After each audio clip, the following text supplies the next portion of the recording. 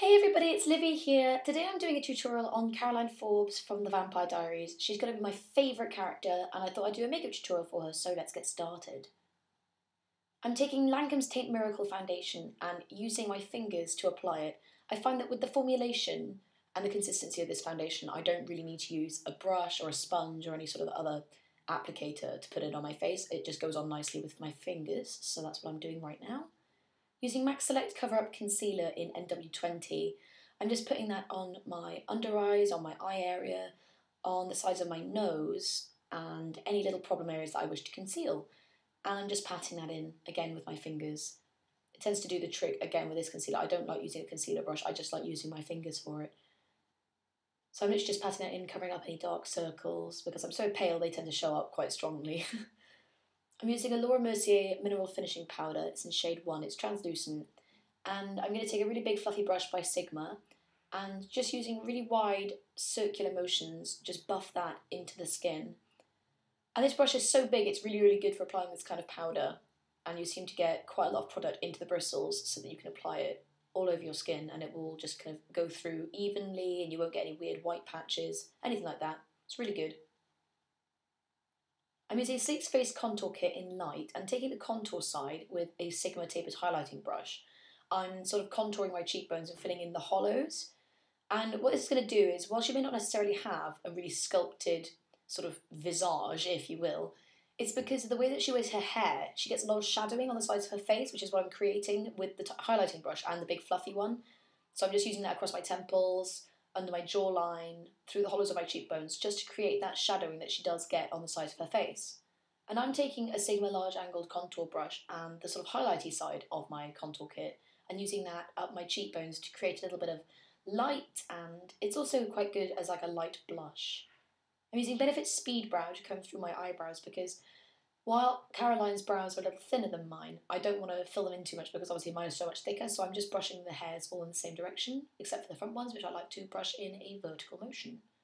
I'm using the MUA Heaven and Earth palette for the entirety of this tutorial. It's absolutely fantastic.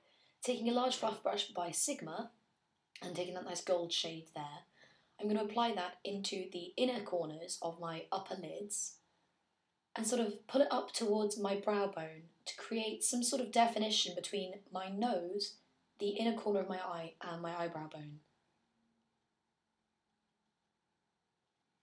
I'm taking a little blending brush now and just sort of softening out the edges. Taking that sort of light white shade and an angled brush by Sigma, all brushes in this tutorial are by Sigma, I'm filling in the inner corners of my eyes to create a little bit of brightness. And the benefit of using such an angled brush is that you're going to get it in the exact places that you want to apply and you're not going to get any random fallout. Taking that sort of chocolatey brown shade and a flat blending brush by Sigma, I'm going to apply that on the outer 2/3 of my eyelid. And you can see I'm pushing it into the crease as well and making a sort of cat eye shape. And then blending it out again with the blending brush that we used earlier. And it's just a process of patting and blending and then some more patting and then a bit more blending. Taking a darker brown shade now and using that in the outer V of my eye, again just to create a little bit more shadow, a bit more definition, and blending it out again, making sure all the colours go through seamlessly. And I'm taking that nice gold eyeshadow again and a sort of a blunter, smaller brush, again by Sigma, and using that on my outer 2/3 of my lower lid. And then taking the darker chocolatey brown that we used in the outer V and the same little brush we just used, I'm using that on the outer sort of 2/3, I'd say. Not even the 2/3, like the outer 7/8. I'm not even making any mathematical sense. I'm just using it on the outside of my lower lids and blending it out again. Taking a champagne-y colour and the blending brush, I'm going to use that as a highlight across my brow bone. And I'm using Benefit's Bad Gal, it's a pencil eyeliner, and using that to fill in my lower lash line. I'm not using it to fill in my waterline. My waterline is staying bare, but I am using it through my lower lashes. Notice I'm keeping the innermost corners clear. And now I'm putting it on my upper lids. And this is the most crucial point of this tutorial because she has incredibly thick eyeliner in this particular episode on her upper lids. And it creates more of like a darker, smokier effect. I think this is the point where she's been turned into a vampire anyway. And now I'm taking some false lashes and applying them. And the way I like to apply mine is not using tweezers. I can't deal with tweezers, but I like to pat the inner corner down with the end of a makeup brush. It should look like that. Using MAC's Hue lipstick, I'm going to pop that all over my lips. It's a really nice sort of pinky brownie nude. And then taking Revlon's Peach Petal Gloss, I'm going to use that to give it a little bit of shine.